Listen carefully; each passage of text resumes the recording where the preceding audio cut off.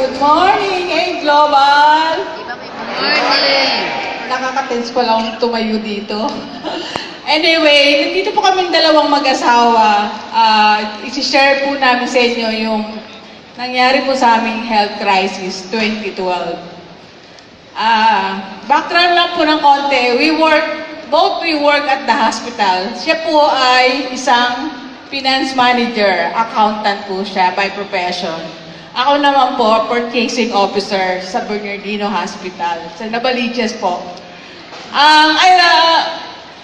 January 2012, he was diagnosed of stage 4 laryngeal cancer. Ang slide po. Yung picture pong yan, 4 months before, bago siya na-diagnose. Ibig sabihin po, meron na tayong nangyayari sa lalamunan, hindi pa natin nalalaman, walang symptoms. Wala kang nakikitang nararamdaman whatsoever. Ang ironic pa doon, we both work at the hospital. Libre ang check-up. Libre as in libre kasi almost siya 15 years that time, ako 13 years. So, ang cancer na didinig natin, di ba? Pero pag nasa atin na, iba na yon. Kasi we pity for the person na may cancer. Pero pag nasa yun na yung cancer, eto na yon. Mahirap tanggapin. Mahirap isipin, totoong may cancer, di ba? Nakakaiyak sobra kasi ang hirap tanggapin. Ang lalamunan daw niya, malapit na magsara. Eventually, magsasara na buong lalamunan. Nakita lang na merong konting doon, yung pala, lumagpas na siya sa bones. Lumagpas na siya sa bones. Pwedeng ibig sabihin nun, lumagpas na sa bones. Yan po, we were required for the procedure. Yan po ang mga procedure namin. The CT scan and the biopsy. Ang CT scan biopsy, lang po, parang confirmation ng science. Pero ang doktor, sabi sa amin that time, end stage. Sabi ko, anong end stage? May letter R ba? May letter P? Hindi. Sabi niya, letter N. Hindi. Ibig sabihin, the end. End stage, the end. Sabi ko, wala man lamang choices na iba. Tapos sabi niya, magpo-procedure na. Sabi niya, cancer ako. Wala man lamang akong iinumin. Precisely, kasi walang gamot si cancer. So, anong choices? Wala, di ba? Kami, we were advised to have the CT scan. So, ang CT scan, magpapatunay lang talaga na totoo lahat na may cancer na nga. Nag-uusap talaga kami, eto na talaga yun. Nakakaiyak kasi parang nanonood kayo na maalala mo kaya. Kaya lang, kayo yung pinapanood nyo, di ba? Wala kang ibang gagawin, kundi susundin lang. Ito mga laboratory na to, para malaman kung ano gagawin protocol. So, after nun, we were advised for another hospital. For another hospital, para mag-refer kami sa isang hospital naman. Nagpunta naman kami sa Capitol kasi ang advice sa kanya ay mula dito hanggang doon, tatanggalin ng bukol. Parang manok, gigilitan, tatanggalin ng buong lalamunan. And lifetime, dito ka nakakain sa peg, sa tiyan. So, paano yun? Di ba? Paano yun? Paano pag umorder ka, sabihin mo, paki-blender nga po ito, di ba? Hindi na, di ba? So, ang prayer natin, yan po yan. Ang prayer natin paano gagawin namin? Pero kailangan namin mag-decide. So, the doctor says, another option, the option B, uunahin ng radiation chemo, but after radiation chemo, ganun pa rin, gigilitan pa rin daw ang leeg. Tatanggalin ang buong lalamunan kasi palilitin lang daw. Pero mas mahirap na siyang operahin kasi sinunog na siya ng radiation. Ang radiation is 35 days every day. six session 35. of chemotherapy. Sa lung center ang radiation, sa heart center ang chemotherapy. Pinagtabi ko na yung hospital. Yan po ang itsura niya noong first chemo day. Sa lung center po yan. Sa heart center po ang first chemo day. So, dumating po ang pagkakataon na yun po ang binigay sa amin ni Lord. Piliin namin ang option B. After nun, ayan po, after biopsy, ibig sabihin, kumuha po ng tissue sa loob. Mas lalo pa po siyang lumaki. Nilaway ni tubig, hindi na po nakakapasok. As in, wala na po. Ang ginagawa po namin, pagkain po niya, ayan po, mas lumaki pa po sa lung center po yan. Every day po kami nandyan for 35 consecutive days, except Saturday, Sunday. After po nun, mas lalong lumaki, wala na po siyang boses. Wala nang boses, wala siyang salita, hindi na siya nakakain sa bibig, nilaway ni tubig. 2 hours ko po ginagawa ang pagkain niya everyday. 2 hours for the whole day feeding. Feeding po, ibig sabihin po, ilalagay po sa tube yung kanyang pagkain.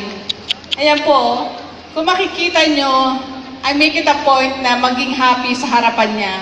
Kasi mahirap na mawalan siya ng pag-asa. Mahirap na tanggapin na end stage, paano mo i-reverse, di ba? So, hanggat maaari, pagdating ko sa loob ng kwarto namin, nasa masaya akong atmosphere. And thank you, Lord.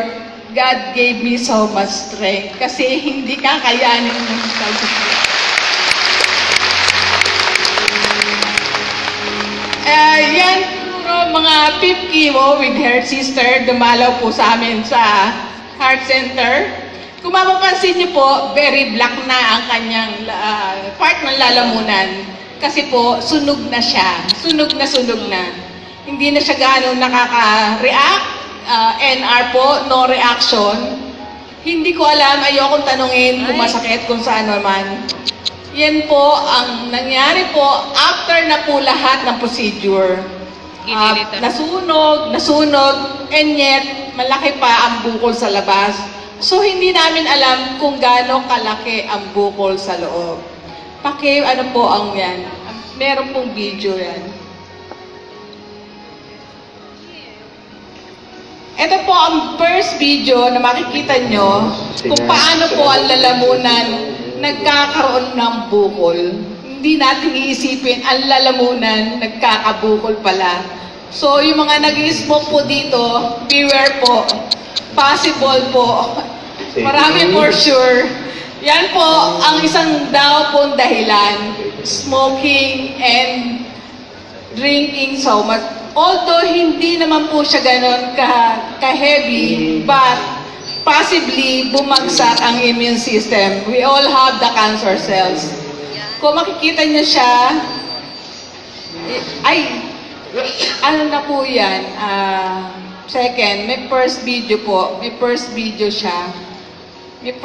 siya na makikita ang bukol po sa lalamunan. Yung bukol po na halos punong-puno na po. Halos punong-puno na po yung kanyang lalamunan. That's the first video. Ito po, February 1 po ito ginawa. Bago lahat po ng treatment. So, pinapasok po yung optic camera ng laryngoscopy po sa ilong, patungo po sa lalamunan. So, kung makikita nyo, yan, madilim. Hindi na po nakikita ang esophagus. Yung esophagus po, pinapasukan ng pagkain natin sa bibig. Kung di ba, ang galing ni Lord. Kita nyo, para siyang may mga nana. Di ba? Nakakatakot. After that video, talagang nakakaiyak, di ba? Hindi mo alam kung ano dapat namin gawin. Lord lang, Lord, ikaw na ang bahala sa amin. Ikaw na ang bahala mag-guide sa amin. Then we decided to start the radiation chemo. Yan na po yun.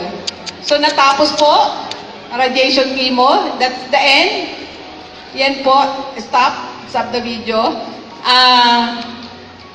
Nung matapos po ang radiation chemo, 35 days and 6 session chemo, the medical oncologists were advised us for another cycle chemo. Nagalit siya. Chemo na naman. Di ba nag-chemo na ako? And this time, it's a target therapy. Target therapy, ginagamit na raw dito sa Southeast Asia, but not yet in US. But is target therapy that costs 165,000 per session. Sabi sa amin ni Dr. Hernandez, magpahinga lang muna siya, magpalakas. Paano lalakas kaya? Wala na siya noon, wala na siyang reaction. Payat na, nagmukha na siyang lolo. So, paano? Nagpunta ako ulit sa hospital where I work kasi ang owner ng hospital is also my cousin. Sabi ko, we were advised for another cycle chemo.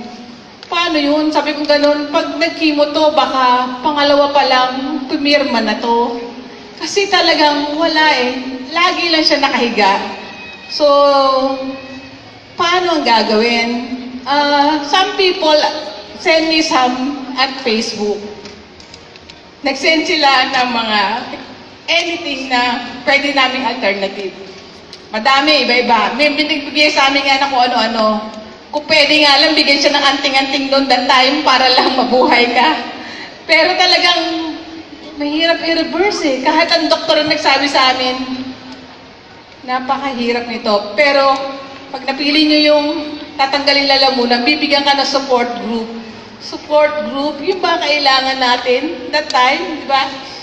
And then, nangyari na nga, nag-meet po kami sa SM through friend ni Dr. Lori de la Cruz.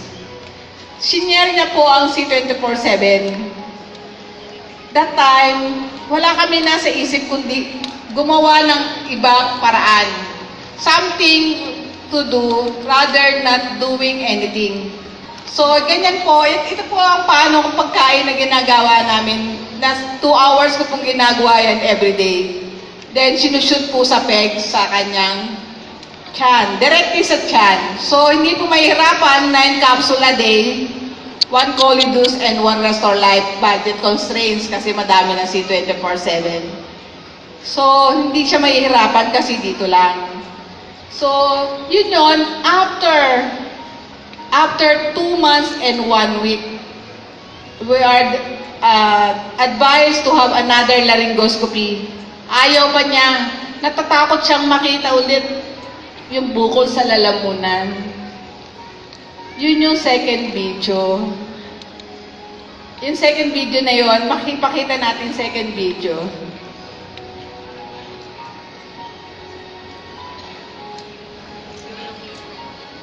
Yan po, ina-identify kung sino po yung kinukuha ng laryngoscopy.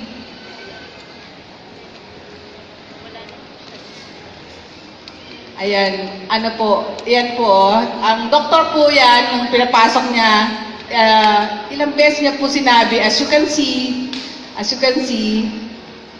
na as you can see, kasi siya mismo, hinahanap niya yung bukol, nawala ang bukol. Grabe, di ba? Sobrang miracle, sobrang amazing. Talagang kahit si Dr. Claridad po ang pangalan niya sa Capital Medical Center. Kaibigan din po siya ng doktor na nasa Bernardino. He was so surprised. Biro mo, yung dating major problem, nawala ng ganun lang. Di ba? C24/7. Hindi na kami nag-undergo ng chemo, di ba? Hindi na kami nag-under ng chemo. Ayun na yun. Ayan, nahawakan niya na po. Yung feeding niya, nahawakan niya. Dati po, for so many months, hindi niya po yung nahawakan kasi mahinang-mahina siya. Ayan, no? Meron ka nang nakikitang happiness sa mukha niya. Meron na siya nakikitang pag-asa. Diba? Si 24/7. Nakita niya lahat ng pag-asa. Ayan. Kung makikita nyo, na-surprise sa mga doktor. Kahit lahat siguro ng doktor maso-surprise, kahit si doktor na-surprise na hindi daw po pwedeng from maganda, ay from pangit to maganda. Pero yun po talaga binigay ni Lord. Nakakapagpasalamat lang kay Lord na we take the risk. Kasi sobrang risk di ba? Na si 24/7 dinecide namin gawin. Wala naman ako nadinig na cancer na ganun, pero ayan po, sa hospital, yan po ang daughter ko, isa po siyang nurse. Siguro dahil taga-hospital naman ako sa admin office, tinatanong lang nila ano daw yung binibigay ko. Sabi ko, food supplement lang yan. So they don't mind. But just the same, yan po yung still picture. From bukol to wala na. Talagang sobrang, ayan, ano po yan, may exact date po talaga siya, may exact date. So, siguro po magiging parting words, minsan sa buhay natin, may nangyayaring mga pagsubok sa atin, di ba? Pero, pray natin si Lord magka-guide sa atin. Risky, yes, of course, risky. Pero, di ba? Lalo na yung mga guests, di ba? Si 24/7 nyo, ang laking bagay sa amin, ang laking bagay na binigay ni Lord. So, thank you sa Board of Directors, sa mga upline. Sobra. Yan po yung pamilya ko. Yan po kami, dalawang anak namin. Yan po si Dr. Claridad ng Capital Medical Center. Parting words for from my husband. Ay, nakakapagsalita na siya. Good morning, everyone. Gusto ko lang pong ipapot na napakaganda ng ating produkto.